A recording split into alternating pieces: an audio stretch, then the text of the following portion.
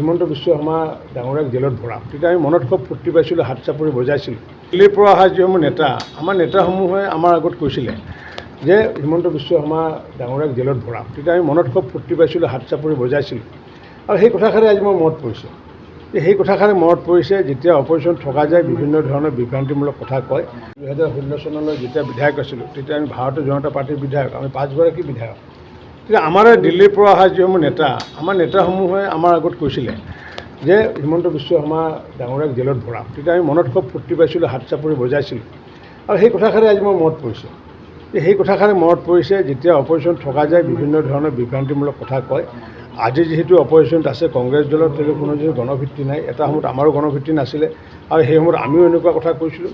আৰু এতিয়া সেই কথাখিনি কংগ্ৰেছে ক'বলৈ আৰম্ভ কৰিছে, কাৰণ কংগ্ৰেছে জানে এটা কথা যে ভাৰতীয় জনতা পাৰ্টীয়ে হওক বা মিত্ৰজোঁটে হওক বা মোদী ডাঙৰীয়াই হওক বা হিমন্ত বিশ্ব শৰ্মাই হওক ৰাইজৰ হৃদয়ত আছে। আৰু সেইকাৰণে তেওঁলোকে হতাশাগ্ৰস্ত হৈ পেলাই এই জেললৈ পঠাম বুলি কৈছে। মাননীয় মুখ্যমন্ত্ৰী ডাঙৰীয়াই এইটো প্ৰত্যাহ্বান জনাইছে। তেওঁ প্ৰত্যাহ্বানক আমি ধন্যবাদ জনাইছোঁ, তেওঁ সাহসিকতাকো ধন্যবাদ জনাইছোঁ।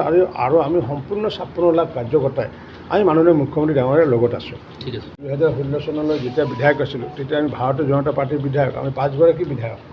তেতিয়া আমাৰ দিল্লীৰ পৰা অহা যিসমূহ নেতা, আমাৰ নেতাসমূহে আমাৰ আগত কৈছিলে যে হিমন্ত বিশ্ব শৰ্মা ডাঙৰীয়াক জেলত ভৰাম তেতিয়া আমি মনত খুব ফূৰ্তি পাইছিলোঁ, হাত চাপৰি বজাইছিলোঁ। আৰু সেই কথাষাৰে আজি মোৰ মনত পৰিছে। সেই কথাষাৰে মনত পৰিছে যেতিয়া অপজিশ্যন থকা যায়, বিভিন্ন ধৰণৰ বিভ্ৰান্তিমূলক কথা কয়। আজি যিহেতু অপজিশ্যনত আছে কংগ্ৰেছ দলৰ, তেওঁলোকৰ কোনো যিহেতু গণভিত্তি নাই। এটা সময়ত আমাৰো গণভিত্তি নাছিলে আৰু সেই সময়ত আমিও এনেকুৱা কথা কৈছিলোঁ। আৰু এতিয়া সেই কথাখিনি কংগ্ৰেছে ক'বলৈ আৰম্ভ কৰিছে, কাৰণ কংগ্ৰেছে জানে এটা কথা যে ভাৰতীয় জনতা পাৰ্টীয়ে হওক বা মিত্ৰজোঁটে হওক বা মোদী ডাঙৰীয়াই হওক বা হিমন্ত বিশ্ব শৰ্মাই হওক ৰাইজৰ হৃদয়ত আছে। আৰু সেইকাৰণে তেওঁলোকে হতাশাগ্ৰস্ত হৈ পেলাই এই জেললৈ পঠাম বুলি কৈছে। মাননীয় মুখ্যমন্ত্ৰী ডাঙৰীয়াই এইটো প্ৰত্যাহ্বান জনাইছে। তেওঁ প্ৰত্যাহ্বানক আমি ধন্যবাদ জনাইছোঁ, তেওঁ সাহসিকতাকো ধন্যবাদ জনাইছোঁ। আৰু আমি সম্পূৰ্ণ 56 লাখ কাৰ্যকৰ্তাই আমি মাননীয় মুখ্যমন্ত্ৰী ডাঙৰীয়াৰ লগত আছোঁ। ঠিক আছে।